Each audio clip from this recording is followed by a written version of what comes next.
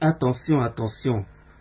Sorties fréquentes dans les marchés, gaspillage d'argent, passer beaucoup de temps devant le miroir.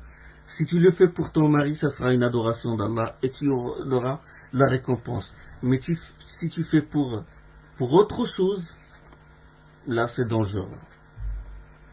Quoique les femmes, bien sûr, ne sont pas les mêmes.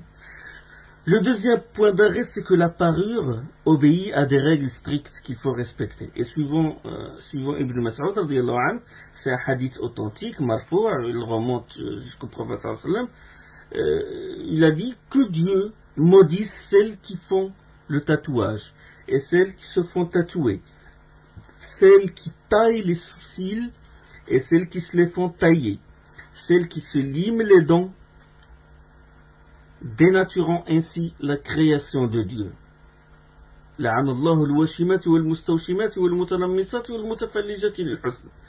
Et dans un autre hadith, c'est-à-dire celle qui s'éclaircit la peau. Dieu a maudit celle qui rend sa peau claire par les maquillages, par des traitements spéciaux. Donc, ça c'est interdit. Aussi, si dans cette parure, elle essaie de ressembler aux mécréants, aux kuffars, ou aux hommes, ou si elle porte un vêtement qui attire l'attention, un vêtement de notoriété. Même un hijab, mais si ce hijab vraiment il attire, il est brillant, ou une couleur qui attire l'attention, il est interdit. Donc tout cela est illicite. Le prophète sallallahu alayhi wa sallam a dit, celui qui porte un vêtement qui attire les regards, Dieu le lui fera porter le jour de la résurrection et le brûlera dans le feu de l'enfer. Hadith rapporté par Abu Daoud dans ses Sunan, et il est authentique. Il est aussi illicite de se faire une beauté pour séduire les étrangers, ou pour aller à une fête, ou aller au marché. Tout cela est interdit. Il attire la colère d'Allah. Donc il ne faut pas oublier une chose, c'est que le meilleur produit de beauté, c'est le siwak.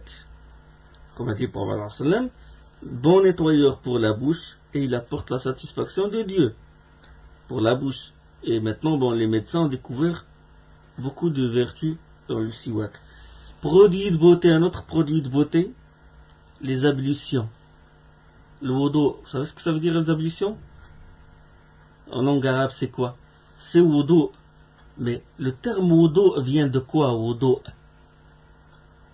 Wudu vient du terme wada'a. Wada'a, ça veut dire quoi? On dit une personne est wadi. Wadi, ça veut dire beau. Donc, le fait de laver le visage 5 fois, de faire les ablutions, ça rend la personne belle.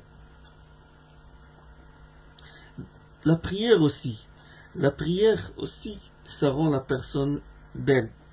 Le prophète sallallahu alayhi wa sallam a dit dans hadith de Muslim, la prière est une lumière. La prière est une lumière. Et Allah subhanahu wa ta'ala dans le Coran, il dit Simahum fi wujuhim min athar as-sujud. Il porte comme un signe sur le visage la trace de la prosternation. Donc le visage est illuminé grâce à la prosternation, comme dit Allah subhanahu wa ta'ala dans Surat 48 et le verset 29. Et en général, toutes les adorations donnent une beauté, un éclat au visage. Le prophète sallallahu alayhi wa sallam a dit, dans un exemple, adoration comme par exemple la da'wa, propager le message, ça rend beau.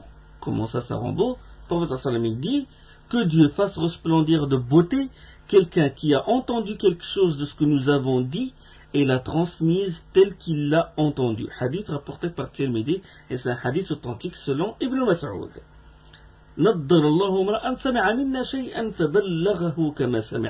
Que Dieu fasse resplendir de beauté. Beauté matérielle. Beauté matérielle. Donc, toutes ces adorations rendent la personne belle. Tu veux être belle? Les ablutions, les adorations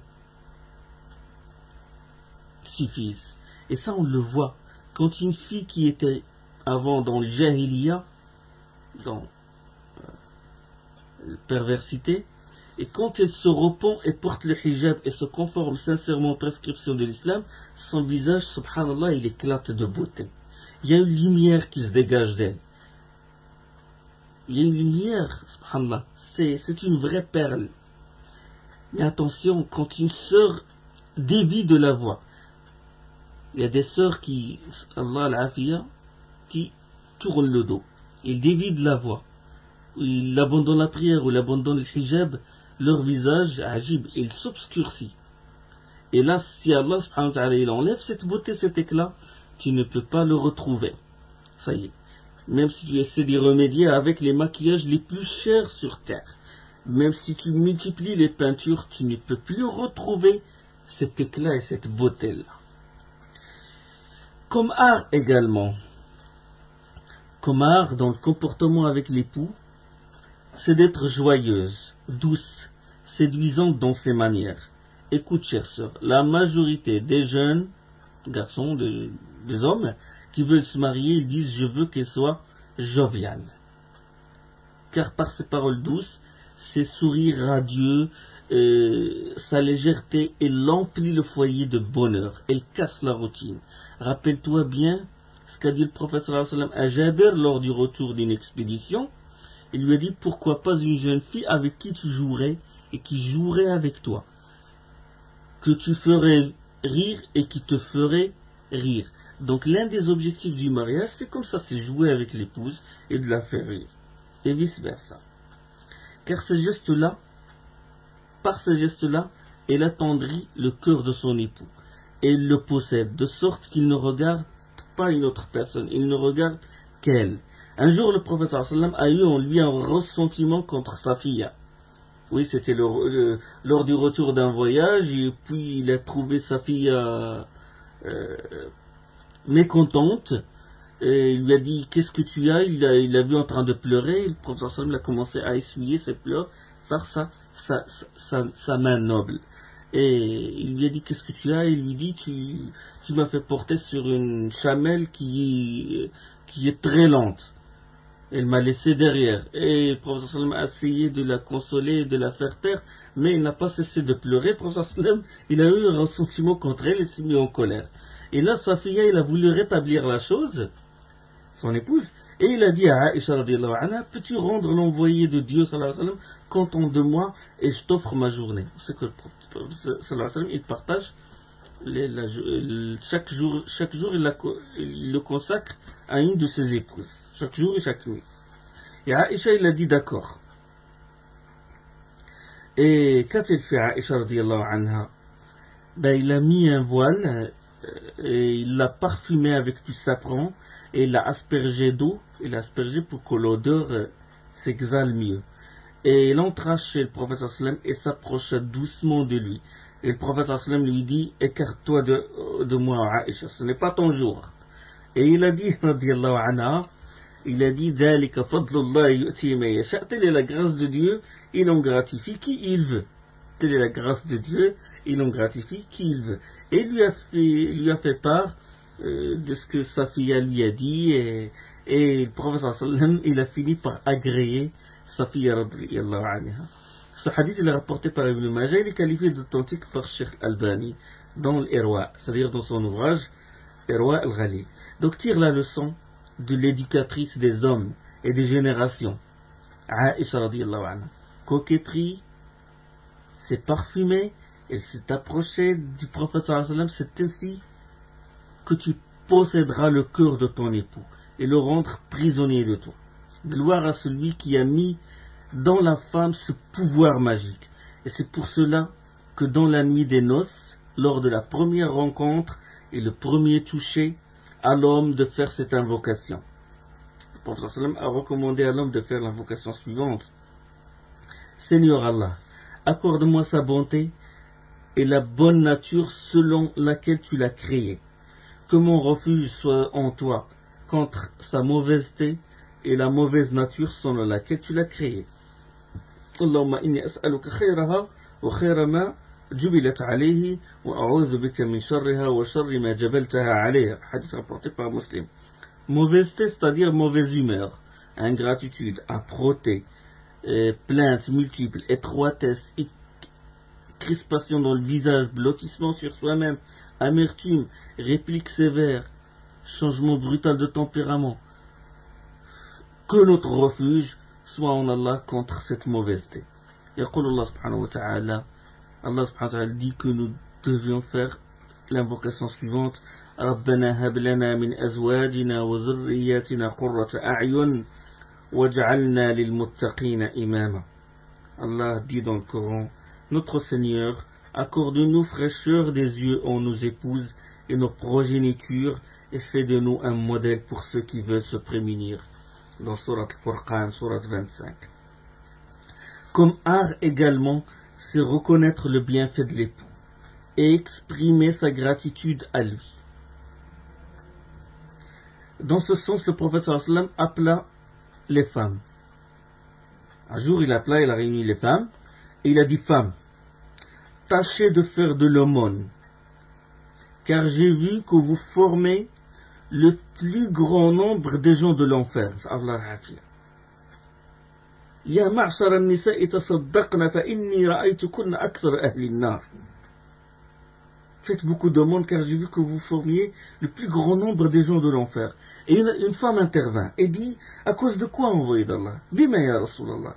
Et il a dit, le prophète sallallahu alayhi wa sallam: vous multipliez les malédictions et vous êtes ingrate envers le compagnon de la vie. Vous faites le kufr al-ni'ma. Vous êtes ingrate envers le compagnon de la vie. Et il a dit à nouveau la femme: en quoi consiste cette ingratitude? Wama kufrano. Regarde comment les femmes à l'époque, comment ils cherchent ce qui les rapproche d'Allah, ils cherchent ce qui est mal pour l'éviter. Et le prophète sallallahu alayhi wa sallam a dit: si tu agis bellement envers elle toute ta vie et qu'elle voit un jour en toi une négligence, minime soit-elle, elle dit: je n'ai jamais vu en toi quelque chose de bien. قال لو أحسنت إلى إحداهن الدهر ثم رأت منك شيئا قالت ما رأيت منك خيرا قط. C'est un hadith rapporté par le Bukhari. Et attention à cette ingratitude. Le droit de l'époux, il est très important. Comme j'ai dit tout à l'heure, juste après le droit d'Allah vient le droit de l'époux. Beaucoup d'époux se plaignent de l'ingratitude de leurs épouses. Ils disent: je fais tout pour la rendre heureuse, je lui achète des cadeaux, je la fais sortir, on se promène, sans jamais entendre d'elle moindre remerciement. Rarement, et si elle le dit, c'est en marmonnant. On dirait que subhanallah, on a perverti, on a changé l'esprit des gens, les hommes et les femmes, et par la télé, la vidéo, tous les moyens, ils ont perverti, ils ont changé les esprits, ils ont changé la culture, au point que l'homme, il se croit, les deux époux, ils se croient qu'ils sont sur un ring, en train de boxer l'un l'autre, et que il ne faut pas que l'un d'eux baisse la garde parce qu'il va recevoir le coup de l'autre. C'est comme ça qu'ils nous font montrer la vie conjugale, les ennemis de l'islam, alors que c'est le contraire dans notre religion. La reconnaissance est très importante. Suivant Abdullah ibn Amr ibn al-As, le messager d'Allah sallallahu alayhi wa sallam, le prophète sallallahu alayhi wa sallam a dit: لا ينظر الله تبارك وتعالى إلى امرأة لا تشكر زوجها وهي لا تستغني عنه. Allah le Très-Haut ne regarde pas. Il ne regarde pas le jour de la résurrection une femme qui ne témoigne pas de la reconnaissance à son mari alors qu'il ne peut pas se passer de lui. C'est un hadith rapporté par Nasa'i et Al-Bayhaqi. Le Hakim a dit que la chaîne des rapporteurs de ce hadith est authentique. Donc attention à une femme qui ne remercie pas son époux. Allah ne la regardera pas. C'est-à-dire, il se désintéressera d'elle. Ce n'est pas qu'il va l'oublier, ça veut dire qu'il va la mettre à l'écart. À Dieu ne plaise. Suivant Abdullah dans un autre hadith, celui-là c'est le hadith d'Abu Huraira. Abu Huraira radiyallahu anhu, il rapporte que le messager de Dieu sallallahu alayhi wa sallam a dit: écoute bien, chère sœur, écoute bien ce hadith-là. لو أمرت أحدا أن يسجد لأحد لأمرت المرأة أن تسجد لزوجها من عظم حقه عليها. S'il m'avait été permis d'ordonner à quelqu'un de se prosterner devant un autre, c'est bien à la femme que j'aurais ordonné de se prosterner devant son mari en raison du droit énorme qu'il a sur elle. En raison du droit énorme qu'il a sur elle. La suite du hadith. ولا تجد حلاوة الإيمان حتى تؤدي حق زوجها. Il ne trouvera la douceur de la foi que si elle s'acquitte du droit de son mari sur elle. ولا تجد حلاوة الإيمان. Il ne trouvera pas la douceur de la foi que si elle s'acquitte du droit de son mari sur elle. C'est un hadith rapporté par Ahmad ibn Majah et Ibn Hibban. Donc, son droit est très important. Tu ne peux pas le combler si jamais tu es ingrate envers ton époux. Tu ne peux pas rattraper ça. Même si tu multiplies les prières, même si tu fais l'aumône, parce que son droit est très important. Et l'islam, il insiste sur ce point. Il veut sauvegarder les foyers. Notre défaite maintenant devant les ennemis d'Allah, c'est parce que nos foyers sont ruinés. La relation de l'époux avec l'épouse n'a rien à voir avec les prescriptions de l'islam. Donc, chères sœurs, quelques paroles de remerciement et de louange, des invocations. Invoque Allah pour ton mari. C'est rare qu'on trouve une femme invoquer Allah en faveur de son mari. Qu'Allah t'aide, mon mari. Qu'Allah t'aide, mon bien-aimé. Qu'Allah te récompense. Qu'Allah te sauvegarde. Ça fait de l'effet à l'époux, subhanallah. Et comme art aussi, c'est savoir demander des excuses. Tu fais ça pour Allah. Même si ton mari, il néglige certaines choses, mais toi, tu dois être censé et tu fais pour Allah, pour gagner le paradis. Comme art aussi, et pour préserver ton foyer. Comme art aussi, c'est savoir demander des excuses, comme je dis. Bon, la femme est un être humain, normal. Il lui arrive de négliger certains devoirs, quoi qu'elle tâche de le faire convenablement. Mais il lui arrive de faire des erreurs. Qu'en est-il alors si d'elle-même elle néglige certains devoirs, ou se montre d'elle-même indifférente vis-à-vis de certains droits de l'époux? Donc le meilleur moyen pour combler ces lacunes, c'est de demander pardon à son époux et de revenir à lui. Je suis certain que la parole la plus douce qu'un homme espère entendre que son épouse lui dise quand elle commet une négligence, c'est excuse-moi. Quelle que soit l'erreur, ou pardonne-moi. Il ne s'agit pas là d'un rabaissement de la femme ou d'un orgueil de l'époux, comme le fait imaginer Satan. Il gonfle jusqu'à chuchoter à la femme, écoute, tu vas t'abaisser devant lui. C'est comme, subhanallah, on donne toujours l'image que l'époux est un ennemi et qu'il faut toujours se mettre en garde contre lui. Et certaines femmes se passent les consignes, tout comme certains hommes se passent la consigne suivante, méfie-toi le premier jour, il ne faut pas baisser les bras. Les femmes aussi, ils disent la même chose. Ne te laisse pas aller, attention, tu lui demandes pardon, ça veut dire un rabaissement, c'est quoi lui? Subhanallah.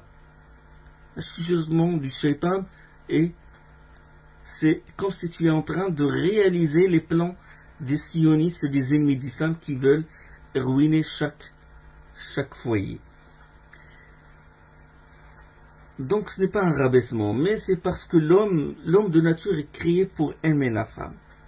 Il est facilement séduit par ses paroles. Une excuse de la femme a un pouvoir magique sur l'homme. Par exemple, n'a pas dit min dunyakum an-nisa wa at-tayyib wa ju'ilat qurratu 'ayni fi as-salat. Allah m'a fait aimer dans la vie que vous vivez, Allah m'a fait aimer les femmes et le parfum. Et la fraîcheur, la prunelle de mes yeux, c'est la salat. Donc, il est de nature, il est créé pour aimer la femme. Il est facilement séduit.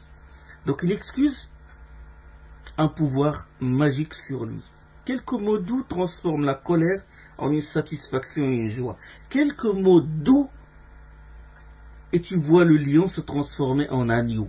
Quelques mots doux et la rougeur de la colère devient rougeur de la pudeur. Utilise cette arme-là. Ibn Abbas, écoute très bien ce hadith-là. Ibn Abbas radiallahu anhu rapporte que le prophète sallallahu alayhi wa sallam a dit: vos épouses dans le paradis sont celles qui sont affectueuses, fécondes et enclins à demander pardon à leurs époux. نساؤكم من أهل الجنة الودود الولود العؤود على زوجها. Vos épouses, je répète le hadith, vos épouses dans le paradis sont celles qui sont affectueuses, fécondes et enclins à demander pardon à son époux. العؤود على زوجها التي إذا غضبت, je continue le hadith, التي إذا غضب جاءت حتى تضع يدها في يد زوجها وتقول لا أذوق غمضا حتى ترضى. Quand l'époux de l'une d'elles se met en colère, elle vient jusqu'à lui, met sa main dans la sienne et lui dit: je ne goûterai le sommeil que si tu y es satisfait de moi. نساؤكم من أهل الجنة الودود الولود العؤود على زوجها التي إذا غضب جاءت حتى تضع يدها في يد زوجها وتقول لا أذوق غمضا حتى ترضى. Vos épouses, c'est le prophète sallam qui dit ça. Vos épouses dans le paradis sont celles qui sont affectueuses, fécondes et enclins à demander pardon à leurs époux. Quand l'époux de l'une d'elles se met en colère, elle vient jusqu'à lui, met sa main dans la sienne et lui dit: je ne goûterai le sommeil que si tu es satisfait. Hadith rapporté par Nasa'i et consorts. Et il a un hadith témoin dans le hadith de Anas. Ce hadith-là de Anas, il est rapporté par Tabarani dans le Mu'jam Saghir. Et il est assez bon, c'est-à-dire du degré de Hassan. Comme il est qualifié d'authentique, qu'on peut le trouver dans la série des hadiths sahih du Cheikh Al-Albani, rahimahullah.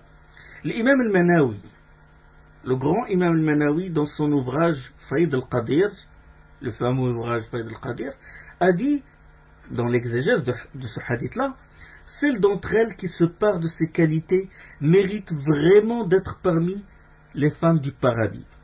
Il est rare, il a dit, remarque, il est rare de trouver ces qualités chez elles. Fin de citation.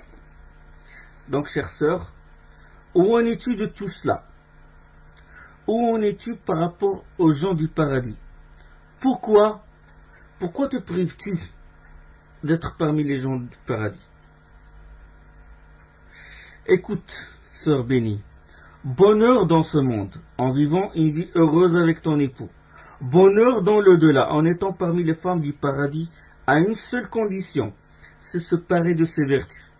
Enclin à s'excuser, affectueuse, quelques mots doux, chère sœur, mets la main dans ton époux, ou mets la main dans la main de ton époux, et le conflit devient réconciliation. Et le climat tendu se dissipera. Et attention,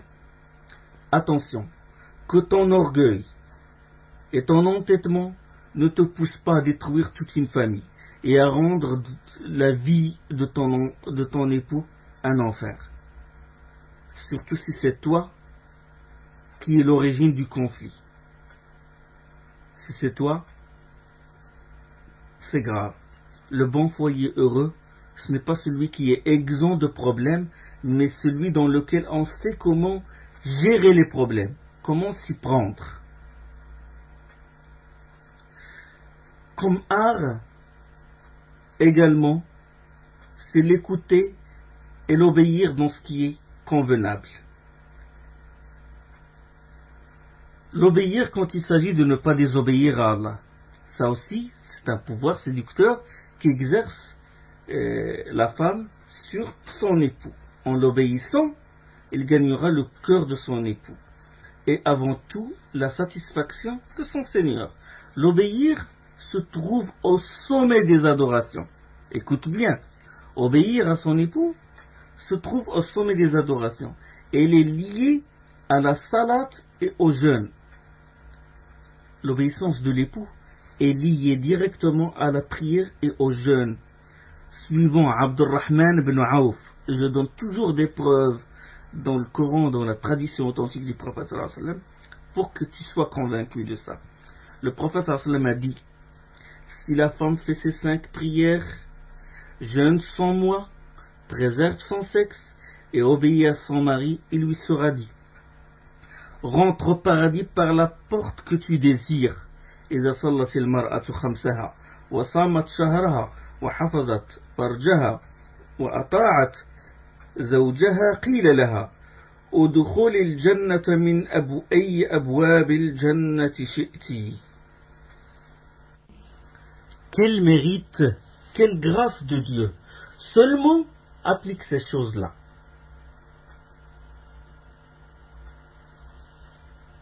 Préserver le sexe, jeûner sans moi